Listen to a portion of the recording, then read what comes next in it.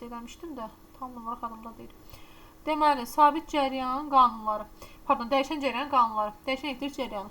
Demişdik ki, bundan qabaqki bölmələrimizdə sabit cəryandan danışmışıq. Demişdik ki, cəryan qiymət və istiqamətcə sabit olduğu cəryana sabit cəryan deyirik. Dəyişən cəryanda isə istiqaməti və cəryan işlədir. Zamana görə periodik dəyişən cəryana dəyişən cəryan deyirik. Dəyişən cəryan rəqsləri osiloqraf adlanan cihazda müşahidə edilir. Var dəyişən cəryan generatoru. Generator nə üçündür? Mexaniki enerjini elektrik enerjisini çevirən qurxudur. İş prinsipi də elektromaqnit induksiya qanununa əsaslanır. Elektromaqnit induksiyasını keçən və keçmişlik yadındadırsa. Keçəndə dəyişən cəryan generatoru nə edir? Dəyişən cəryan generatorunda bir dənə bir çərçivəmiz olur. Həmin o çərçivədə bir maqnit seli axır. Maqnit seli bax fi bərabərdir Fm kosinus omega t qanunu ilə dəyişməyə başlayır. Və bu zaman çərçivədə EHG yaranır. Yəni nə? Elektrik hərəkət qüvvəsi yaranır. Dəyişən cəryan elektrik hərəkət qüvvəsini tapmaq üçün EHG bərabərdir delta fi bölünsün delta t işarəsini düsturən təyin edirik. Yəni bizə verilən təyinliyin törəməsi bizə nəyi verəcəkdir? Əlbəttə ki, törəməsi bizə verəcək finin törəməsi bizə EHG-nin qiymətini verəcəkdir. Deməli, EHG burada nəyə bərabərdir? Fi vurulsun omega-ya bərabər olacaqdır. Sonra, çərçivədən keçən maqnit selinin amplitud qiyməti isə BS-dir. Maqnit selinin amplitud qiyməti BS-dir. Əgər N sayda keçirsə, BS-i N-ə vuracaq. Çərçivədə yaranan induksiya EHG-ni tapanda, amplitud qiymətini tapanda, finin amplitud qiymətinin omega hasil bizə nəyi verəcəkdir? EHG-nin qiymətini. Fi vuraq omega. Finin əvəzinə BSN yaz, nə olur? BSN omega. Omega-nın əvəzinə 2pi-ni və ya 2 bölünsün T yaza bilərsən. Bunları MK-nin çevrədən öyrənimiz düsturlarda keçmişik. Çərçivədə yaranan cəryan şiddətini tapanda I bərabərdir epsilon bölünsün R-dir. Epsilon əvəzinə yuxarıda EHG-nin əvəzinə yuxarıdakı bütün düsturların hamısını gətirib radiusa böləndə biz nəyə alacaq? Yaranan cəryan şiddətinin qiymətini alacaq. Orada yer konturun dairədirsə, sahəsi olur pi kvadratı, kvadratsa A kvadratı, düzbucaqlıdırsa A vurulsun B kimi təyin olunur. Sonra, dəyişən cəryan generatorunda maqnit selinin rəqsləri və induksiya EHG-nin rəqslərini pi bölünsün 2 qədər qabaqlayır. Yəni ki, EHG-ni tapanda, bax orada pi bölünsün 2 qədər yuxarı doğru qalxıb, görsənmi? Bax, qrafikə. EHG ilə fin alanda neydir? Deməli, EHG sinus qanununa baş veribsə, deməli, fi kosinus imiş ki, kosinusun törəməsi nə veribdir? Sinus veribdir. Yəni, bir-birindən digərindən törəmə almaqla tapırıq. Deməli, dəyişən cəryan maqnit seli və induksiyanın EHG-si induksiya cəryanının əks fazalarda baş verir. Yəni, biri maksimal olanda, digəri isə minimum qiymət alacaqlar. Əgər qabaqlama yoxdursa, deməli, onlar eyni faza rəqsdir. Burada qabaqlama var deyə pi bölünsün, deməli, əks fazalardadırlar. Maqnit seli və induksiya EHG, induksiya cəryan şiddətinin əks fazalarda yerləşirlər. Yəni, birinin qiyməti maksimal olur, digərinin qiyməti isə minimum olur. Ən kiçik qiymət alır. Sonra gələm transformatora. Transformatoru, yəqin ki, transformatoru eşitmiş olarsan, nə bilim, kənddən aradan görmüş olarsan. Transformator nə üçündür? Transformator dəyişən cəryanın gərginliyini dəyişib, yəni artıran və azaldan qurğuya transformator deyirik. İş prinsipi elektromaqnit induksiya qanununa əsaslanır. Ən sadə transformatorda nə olur? İçikləri olan sarğaçlar olur, 2-dən sarğac olur. Birinci sarğaçdakı dolaqların sayını M1 deyirəm. İkinci də N2 deyirəmsə və onların hər bir sarğacda yaranan bir gərginliyimiz olur. U1 və U2 gərginlikləri olacaqdır. Ümumi halda, real transformatorda birinci və ikinci dolaqlara ohm qanunu tətbiq ediləndə nə deyilir? U1 bərabərdir I1 vuraq R1 plus epsilondur. Epsilonu bilsən də nədir? EHG-nin qiyməti. Bəli. U bərabərdir epsilon plus IR ifadəsi. Elektrikdə öyrəndiyimiz düstur. Sabit cərəndə öyrəndiyimiz düstur. Tam dövrə ohm qanununda. Epsilon plus IR-dir. IR qalsın öz yerində, epsilon əvəzinə N vuraq delta fi bölək delta T yazırıq. EHG-nin düstur delta fi bölək delta T-dir. Orada dolaqların sayı çox olanda birinci dolaq üçün M1-ə vururuq ifadəni, ikinci dolaq üçün N2-ə vururuq. İdeal halda müqavimətlər çox kiçik olduğuna görə 0 qəbul edir R-ləri, daxili müqavimətlərini. Və o zaman dolaqlardakı yükləri və gərginliklər arası əlaqəni qursan, o bərabər olur epsilon. O epsilona bərabərdirsə, daxili müqavimət olmadığı, o epsilona bərabərdirsə, deməli, M1 vuraq delta fi bölək delta T-dir. İdeal transformatorda enerji itkisi olmadığına görə hər iki yolda sərf olunan gücü eyni qədər olur. İdeal transformatordan danışıramsa, yəni ideal deyəndə bilsən də, yəni bu elə bir enerji, o enerji itkisi vermir, ona görə gücü eyni götürürük. Və U1 və U2 düsturundan görünür ki, ideal transformatorun hər iki dolanda eyni qədər maqnit seyri dəyişdiyinə görə orada gərginliklərdə eyni faza olur və eyni trigonometrik funksiya ifadə, yəni bucaqları eyni qədər olur.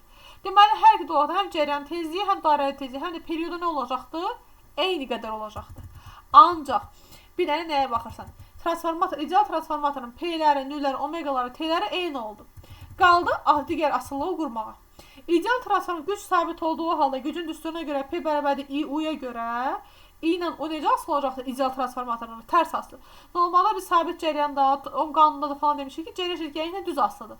Amma dəyişən cərəyan dövrəsində ideal transformatorlarda cərəyan şiddətindən gərginlik necə asılı olur? Tərs asılı olur.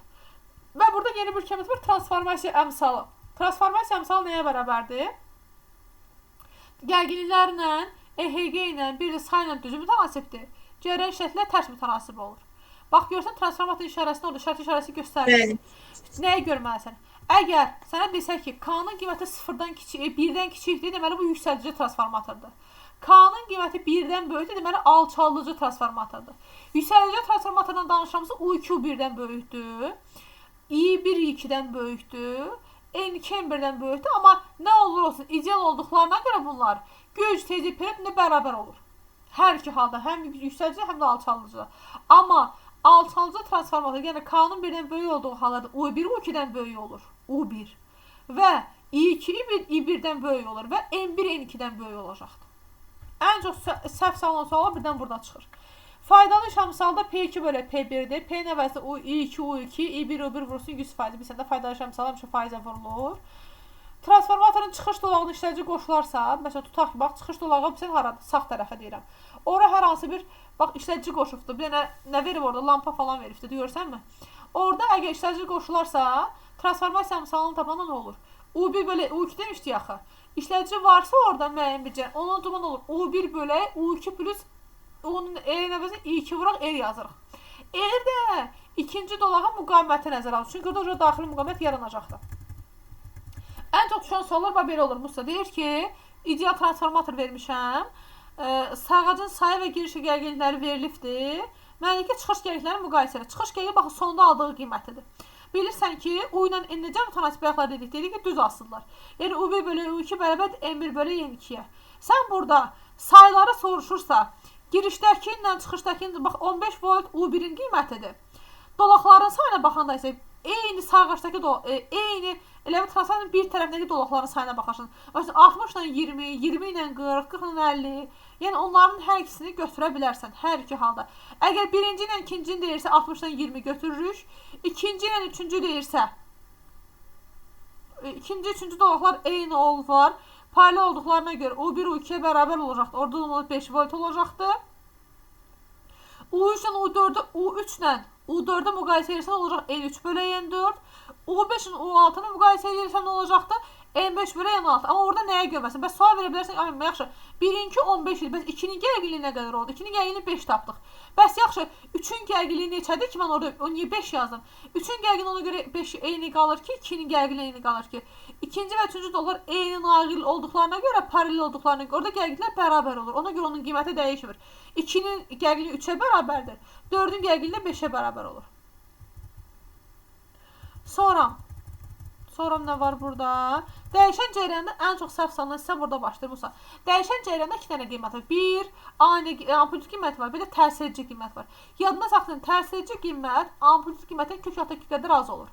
Həm cərəyan şiddətində belədir, həm gərginlikdə, həm də EHG-də. Təsir edici qiymət amplitude qiymətdən, yəni maksimal qiymətdən kök altı 2 qədər kiçikdir. Sonra yada saxlamalı olduğunuz isə nədir? Cərəyanın təsirci qiymətinin eyni zamanda dəyişən cərəyanın istilik miqdarları bir-birinə bərabərdirlər. Yəni ki, eyni qədər istilik miqdarı ayrılır dövrədən. Yəni ki, dəyişən cərəyanla sabit cərəyanı müqayisə edəndə nə yazıram? Dəyişən cərəyanın verdiyi maksimal qiymətdir. Sabit cərəyanın verdiyi təsir edici qiymətdir. Onların bərabərliyindən bax bu ifadə kök altı 2 ifadəsi alınır. Sonra dəyişən cərəyan dövrəsində 3 dənə müqavimət var. Aktiv müqavimət, induktiv müqavimət, bir də tutum müqaviməti. Aktiv müqavimət nədir? Aktiv müqavimət odur ki, sabit müqavimətli rezistordur.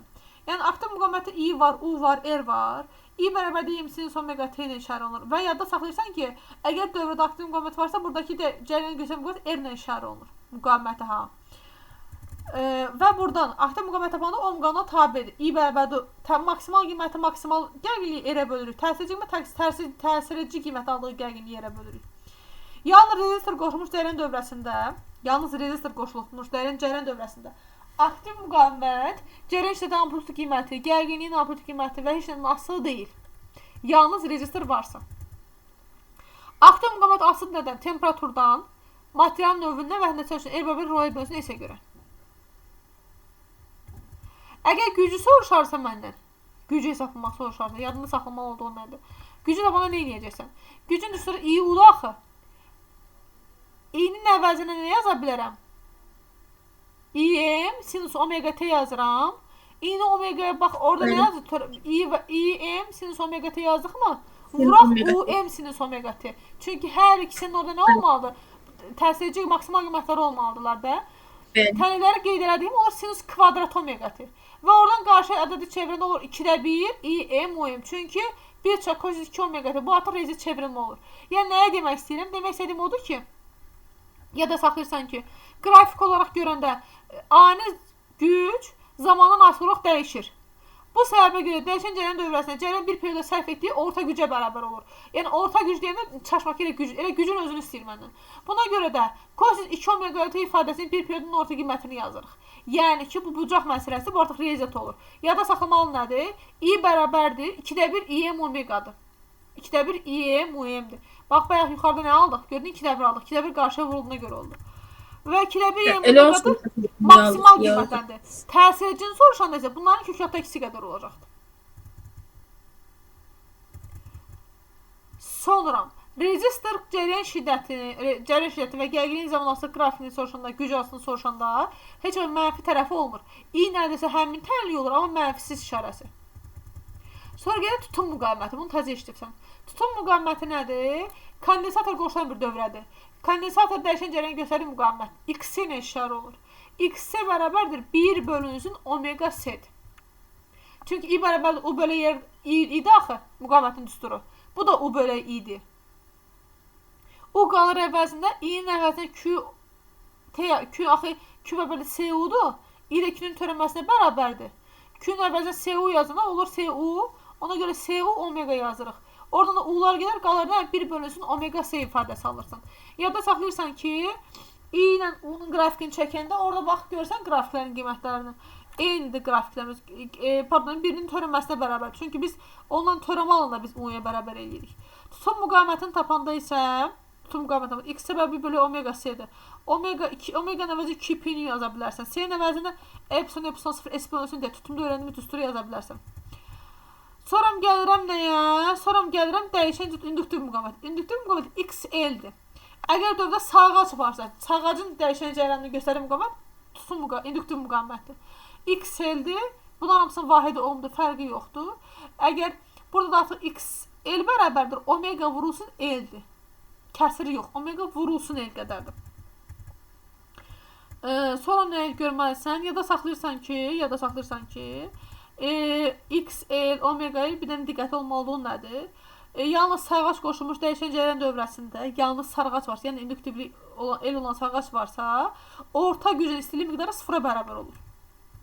Əgər dövrəndə sənin həm aktiv, həm induktiv, həm də tutum müqavimətləri varsa, yəni rezistorun var, kondensatorun və sarğacın varsa, bu cür dövrələrdə U bərabər olacaqdır, UR kvadrat, üstəgələ UC, UC kvadratı. I-ni vurursan orada Z var. Z bilsən nədir? Dövrənin tam müqavimət. Tam müqavimət nə deməkdir? Dövrdə hər üç müqavimət varsa, o zaman R-in kvadratı, yəni aktiv müqavimətin kvadratı üstə gələr. İnduktiv çap tutum müqavimətin kvadratlarının fərqi. Bu bizə verir tam dövrəni. Və tam dövrədə işarə olunur Z hərfindən. Z hərfindən işarə olunur və bu tam dövrənin müqavimətidir. Axı, U da bərabərdir, I vuraq R idi ifadəmiz. Bax, yuxarıda göstərmişəm. Bir dənə buna bax, görürsən, bu hissəni, bax buranı. U bərabərdir buna. U-nun əvəzinə I, R yoxdur, I, Z yazır. Çünki bütün tam dövrə varsa Z yazıram əvəzinə. U, birin radiusunə R olanın, yəni aktiv müqavimət onunla I vuraq R-dir. Tutum, induktiv onunla I vuraq XL-dir, bu da XC-dir. Buradan da nələrə xısar gedir? R-lər, I-lər getdi, nə qaldı əlimizdə? Z bərabərdir, bax, bu ifadə aldı.